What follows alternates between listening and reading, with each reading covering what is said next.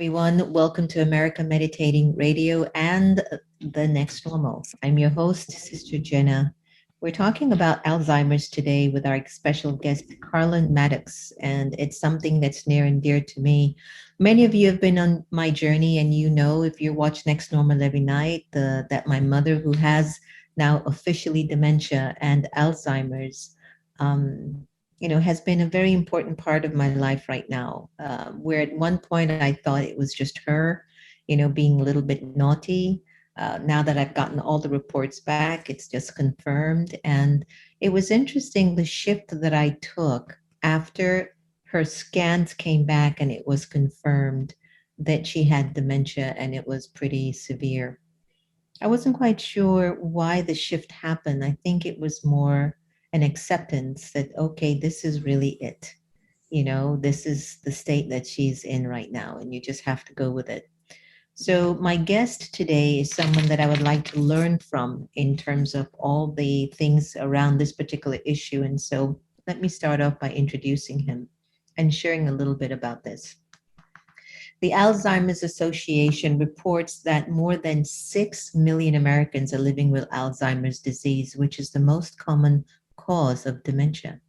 It's often not easy for families to talk about a loved one's diagnosis because of the stigma surrounding the disease. As a devoted caregiver and husband of someone who was diagnosed with early Alzheimer's in her 50s, Carlen Maddux joins us to discuss what it's like to have a loved one who fades away even as they continue to live, and the early warning signs and treatment options, along with the biggest challenges for loved ones and tips for caregivers. Carlen Maddux is the author of A Path Reveal: How Hope, Love, and Joy Found Us Deep in a Maze Called Alzheimer's. Please welcome Carlen Maddux to the air. Carlen, thank you so much for joining us. Thank you, Sister Jenna. It's good to be here.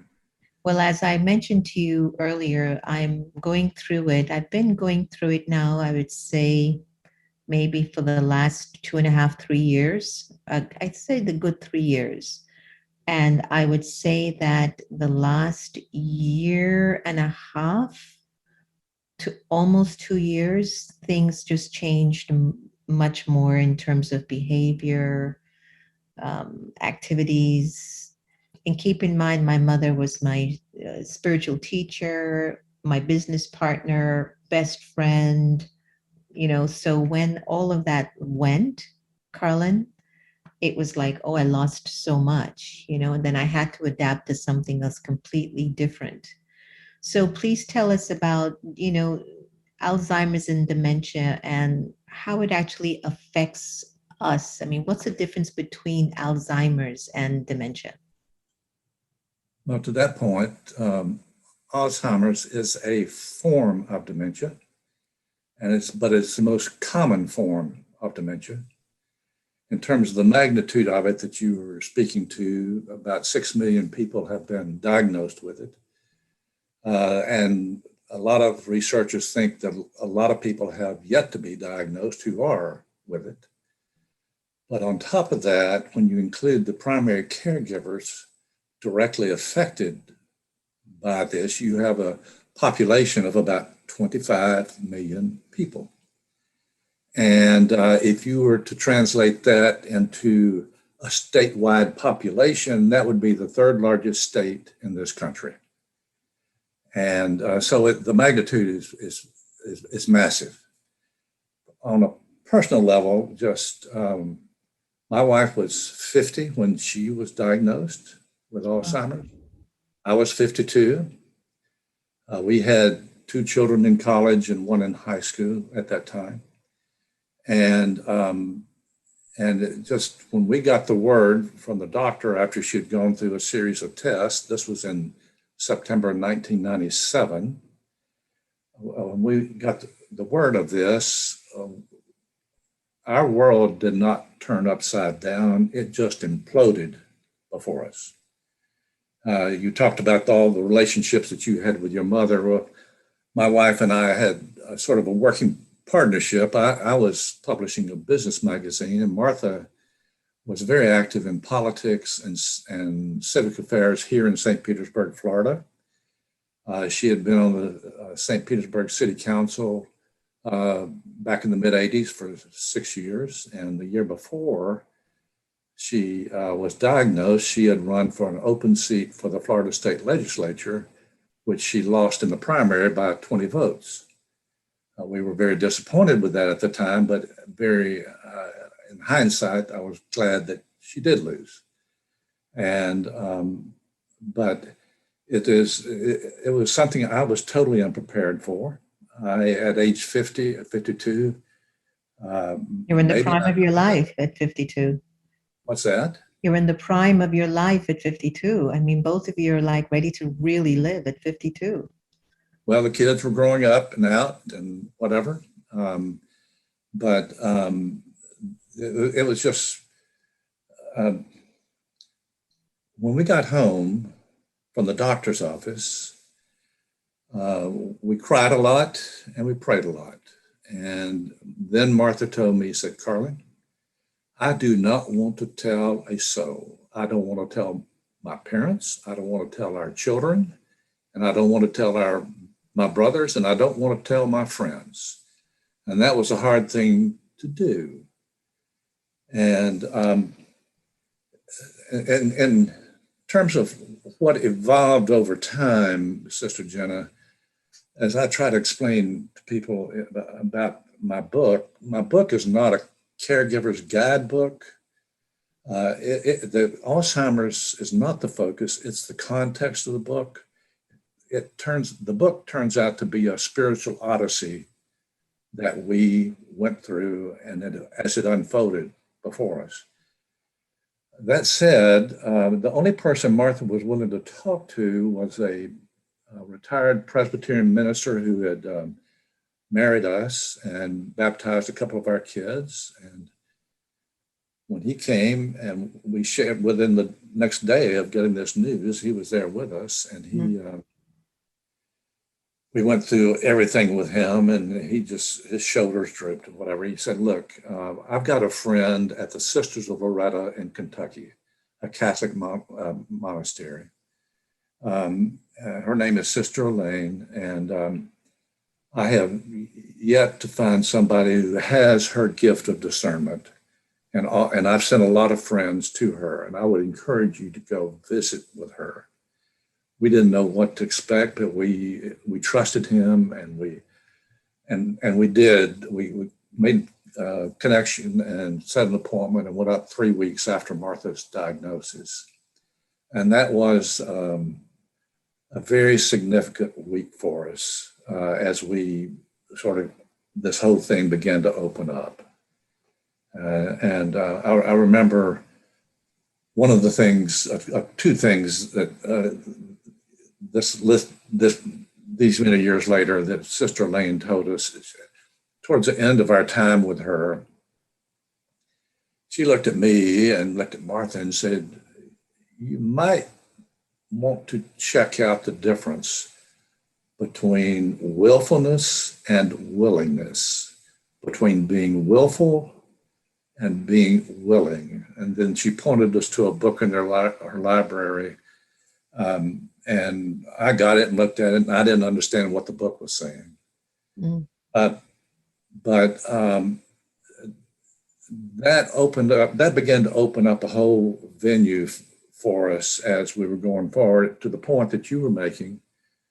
I had to learn to step into Martha's world now. In terms of, I had to stop arguing with Martha that she was wrong on something and I'm right. And you smile. I think you smile with a knowing smile there. And I remember our daughter Rachel, middle child, just was very frustrated that Martha wasn't connected with her the way that she had always connected with her. And she tells me many years later that that's what I shared with her. Rachel, you need to step into your mother's world. And that's a very hard thing to do. And that's just sort of the way this thing opened up for us. It was a very tough odyssey, very hard odyssey. But there were mentors that seemed to arise. You know, are there literal angels? No, I don't believe there are literal angels, but there are angels who come along. Yeah, I agree. And Now and it's been 17 years, right, Carlin? Sometimes I hear that when a loved one has dementia or Alzheimer's, it's like a fading away quickly. But you've been with Martha and dealing with this odyssey for 17 years. What has it been like for you? what was it? What now? What has it been like for you living with this for 17 years or more? Well, I'll tell you, some people call something like this a journey. To me, the word journey is too tame of a word. It implies too much planning. The word odyssey, in a classical sense, as you well know from your experience, you wake up one day in a foreign and strange land. You are lost, you're confused, and you're hurt. And you want to get back home. And so that was sort of what I was going through. I wanted us to get back home, back to normal, and back to Martha being the mother and the wife, and the kids being the kids, and whatever. And so How what were I the discovered, kids? I'm sorry, How were the kids during this time? Was it hard on them too? it was very hard. Just following up on the point I was making, then I'll get into that. I did get home, but I found out that home was not the same place as when I left, and I was not the same person. Mm. The kids had a real struggle with this, as I did, and I had been keeping a journal I had so much information coming at me, I just had to keep it all in one place. But at some point, I was having some insights about this or that, and I was just making copies of these pages and sending to the kids in college and giving to Catherine, who was here in school. And that really, they tell me that really helped them understand what was going on. When Rachel and David graduated from college and returned home, they came to me and gave me the best gift I had received through this whole odyssey. They told me, Daddy, we would like to give you a weekend a month off. And I said, what? And they were serious. And so I took them up on that pretty quickly. And I spent much of that time in a nearby monastery, just venting and ranting and doing whatever I needed to do. But the kids had to grow up real fast. David and Rachel and Catherine as well had to grow up real fast. As I look at them now and the families that they have and whatever, and they're dealing with their own kids, they're in a very healthy state, I think. But we had to deal with not just the physical symptoms, the volatility and ins and outs and ups and downs. We had to deal with some very serious spiritual issues in terms of Yeah. resentment, bitterness, Yes. anger. Impatience. I'm sorry, Impatience. impatience, you name it. Yeah. And that all goes back to what I remember Sister Elaine telling us. You either can be stubborn and try to go down this path and forge it, or you can just be willing to respond and learn how to respond. And so that was a very important lesson for us all, whether we learned it in those terms or not. It's just very important to go along in those terms. Mm. So I know that one of the things I heard, Martha picked up water painting.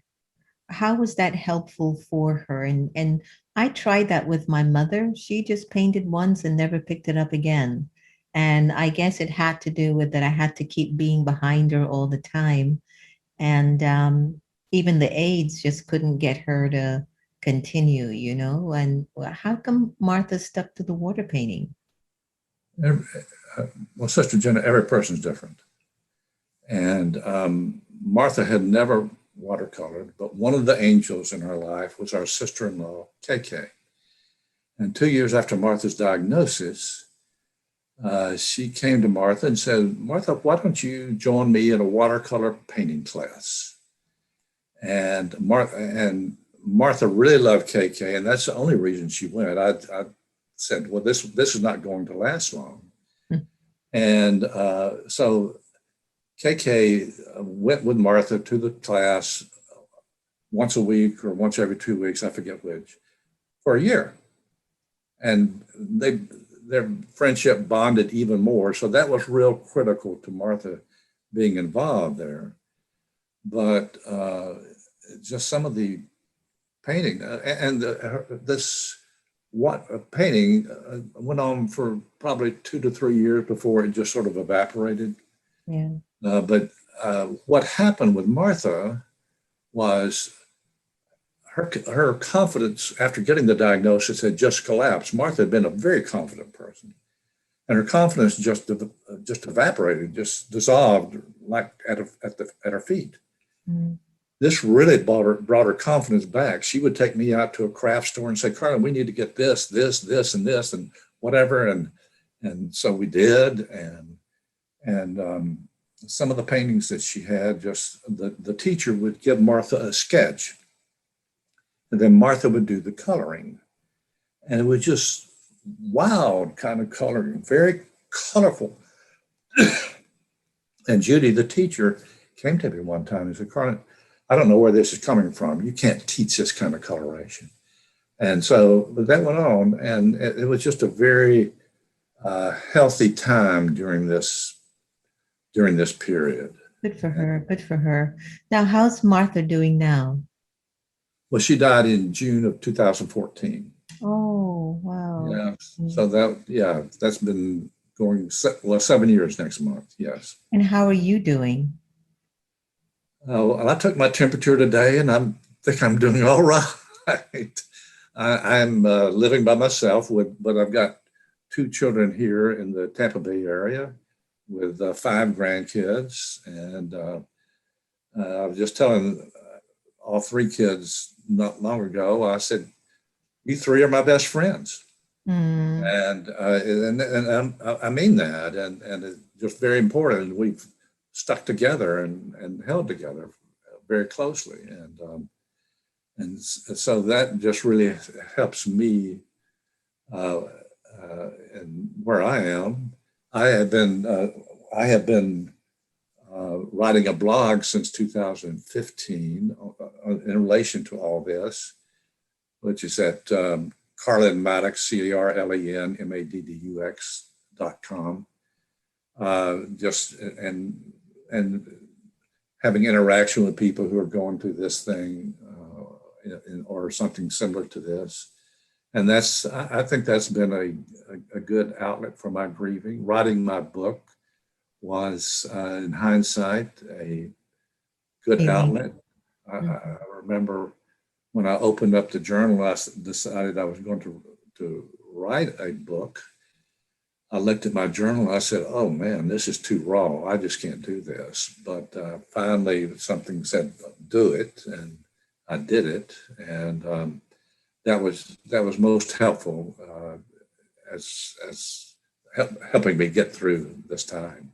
Yeah. Now I know that as a caregiver myself, and for many caregivers, being able to find that energy to continue isn't always so easy.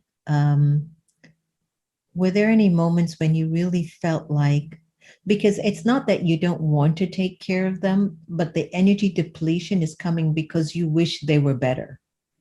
So there's this split inside of your consciousness. I want them to be what they used to be or better, but I'm taking care of them. And that consciousness for me is what does the draining on my capacity. I know, okay, now this is the way she's going to be, and that's just what I have to accept.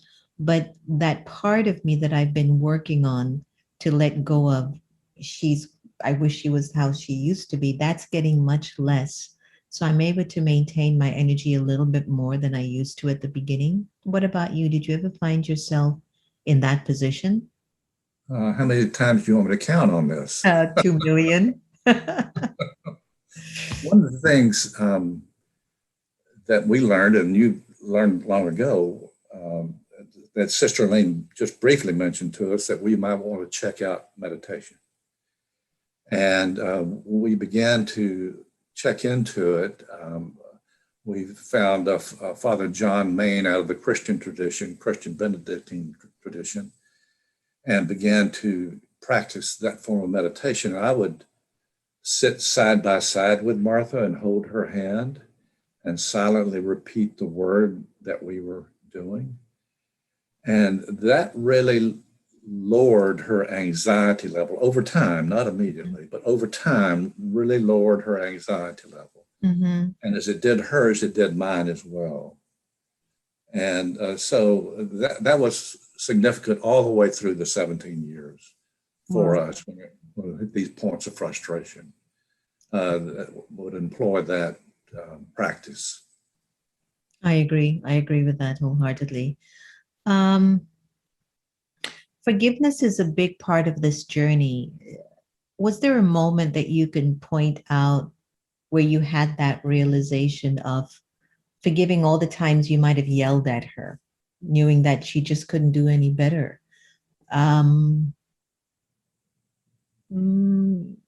Maybe just forgiving yourself for being impatient. Maybe forgiving the universe and the destiny to have willed you this opportunity. Was there a moment that you felt like, I have to let this go? I have to forgive and let this go? There wasn't a moment. There were just several moments. Mm-hmm. One where I began to understand the impact of bitterness and anger, become friends with an Anglican priest out in Sydney, Australia. And he was big on this whole thing of forgiveness and the impact on your own physical well-being, not just your spiritual and emotional well-being. I had never translated that as being part of it. So I really began to focus on that. And we were listening to a tape of his one time when our daughter Catherine was still at home. And Martha had issues with her father her whole life. And after the tape was over about this particular one on forgiveness, Catherine turned to Martha and said, "Mommy, isn't it about time you forgave Granddaddy?" And Martha looked at her and at me and said, "Yes, it is." Wow. And so she wrote a note to her father and had me transcribe it for her. Another time, I was fortunate to be able to spend a week in the hermitage of Thomas Merton's up at Gethsemane Monastery. And just the whole week, I was just seeking some insight and openings and whatever. And the basic thing that came through was just the need to forgive Martha's parents for whatever impact, or whatever. And there are other moments for that, for understanding that I am loved regardless, and understanding that Martha is loved, understanding that Martha is still here, but not in the same form that I've always had wanted and appreciated. She was not a non-person. She was still a person, but it was a long time learning that kind of stuff. And but it's very important. I mean, it certainly helped me not to burn out, Sister Jenna. Yeah. And certainly helped me to keep moving forward. Yes. This question is important to me. Did Martha ever get to that point where she just did unusual behaviors and nothing made sense anymore? And there were those times that she was so stubborn in doing what you thought would help her or the family to make things easier? Or was her Alzheimer's or dementia different? Because I know each case is different. Each case is different.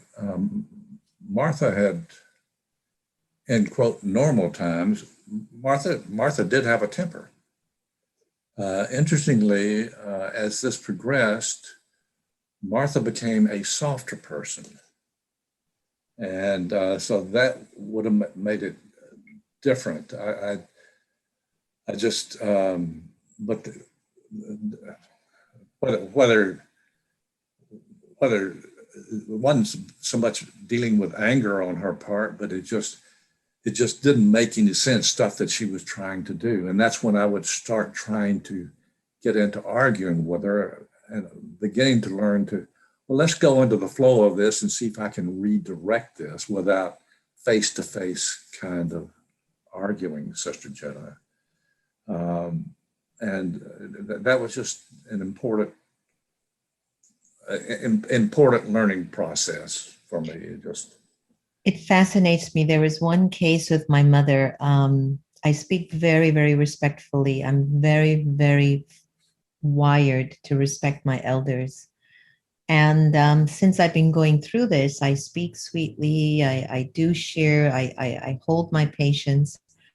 And then there are times that I just can't. I might have 6 meetings and the caretaker's not able to manage her. My brother's not able to take care of her. I've got this. I'm the only one that she'll listen to. And then I'll go and I'll talk to her, and she's a little bit in her own space. And then I will be really firm with her. And then one time she pointed out and she says, "You don't have to be rude to me." And I said, "How can you recognize that I'm rude to you and you can't recognize when I'm nice to you? I don't understand why you're not able to hear." And this is where I would get so confused. I go, "You don't hear me when I'm nice, but you can recognize if I'm being rude. That means you know everything that's going on." So that's when sometimes I found my frustration meter would just go out the roof. Have you ever been in that position when they only heard you when you were really harsh versus when you were trying to flow with them in the direction that they were going? Yeah, I mean, absolutely. I don't have a specific incident that I can recall, but I feel the emotion of that in terms of what you're saying, that just not connecting with what I'm trying to do or the like, and she's wanting to go a totally different kind of direction. The I had 3 or 4 sort of the hardest moments during these 17 years. One of the hardest was just getting the news of it. One of those that moments that you're talking about was having to take Martha's car keys away from her and to stop driving. And I felt like I had just totally betrayed her. And she stormed off and whatever. And another hard time was moving Martha into a nursing home. She was, at that point, was not able to talk as much. She was walking some, but getting less and less so to take care of herself. So she didn't fight that as much. One time before then, I tried to get Martha into adult daycare. And she went in and looked at it and says, "I'm not going in there." And I said, "Okay." So yeah, I mean, you're going to have those moments. And Yeah. It's really important for a caregiver to somehow sort all this out, Sister Jenna, because you've seen the statistics that too many caregivers will die before their loved ones just from burnout. And it's important, if you want to take care of your loved one, it's important that you stay here and that you get friends to help you out. If you're at a stage where the friends can come in and take Martha out to lunch or go for walks or whatever. And, very important. Yeah. Very important. So now, are you doing any online book, talks or anything like that you'd like to leave some information with our audience to contact you? Yes, well, as I mentioned, I do have a blog at www.carlenmaddux, CarlenMaddux.com. I do have some interviews from time to time, like with you. My book can be found on Amazon. It is A Path Revealed, How Hope, Love, and Joy found us deep in a maze called Alzheimer's. And it was a deep maze indeed, in terms of being lost and not sure where you were. And somehow these traits, I call them divine traits, of hope and love and joy, sort of found us. Yeah, And yeah. Gotcha. those are a couple of points of contact, yes. Well, thank you so much. I understand the journey now. Before when I would hear about Alzheimer's and dementia, I had compassion and empathy, and now it's increased tremendously for me because I'm going through it on a day-to-day basis. Thank you, Carlen Maddux, for joining us on air. Everybody, I hope you've enjoyed our talk with Carlen and myself. And for anyone out there who's a caregiver going through what we have been through or are going through, feel free to pick up a copy of his book. There's nothing like somebody who's been there. For me, I'm still growing through the process because I still find myself going back thinking, oh, come on, you can do this, snap out of it, especially at a soul level. Even today, she's just been laying around in bed all day. And I keep saying, get up, get going, what's the matter? Come and join me downstairs. And she's just not in that space. And so sometimes do I take sorrow from that? Do I call friends? Do I just go, Om Shanti, the soul has come with her own karmic story? I don't know, maybe all the above. But what I do know is that I'm sure Carlin will share the same sentiments. We don't want to see anyone suffer, loved ones or anyone for that matter. But suffering, pain, uncertainty is right now the season. And if we can continue to rise above it, talk to each other, find support systems, good friends, listen to shows like this, it helps. It helps. So please never feel that you are alone in what you're going through. There are millions of people who are available to comfort you and to hold your hand through the process. Remember, no one can really dictate to you how you should feel. It's entirely up to you. It's entirely up to you. Whatever's the circumstance, it's entirely up to you. You take good care of yourself, Sister Jenna. I will, Carlin. Thank you so much. So, everyone out there, you do the same. Take care of yourself. And there are many Alzheimer's hotline available for information if you'd like more. I know Maria Shriver has a wonderful program that she's been doing with it as well. And feel free to drop us a message. But do take care of yourself. And remember, no one can take away your happiness unless you give them permission. And I'm suspecting that we're here to love each other the same. Thanks again for joining us. Be well.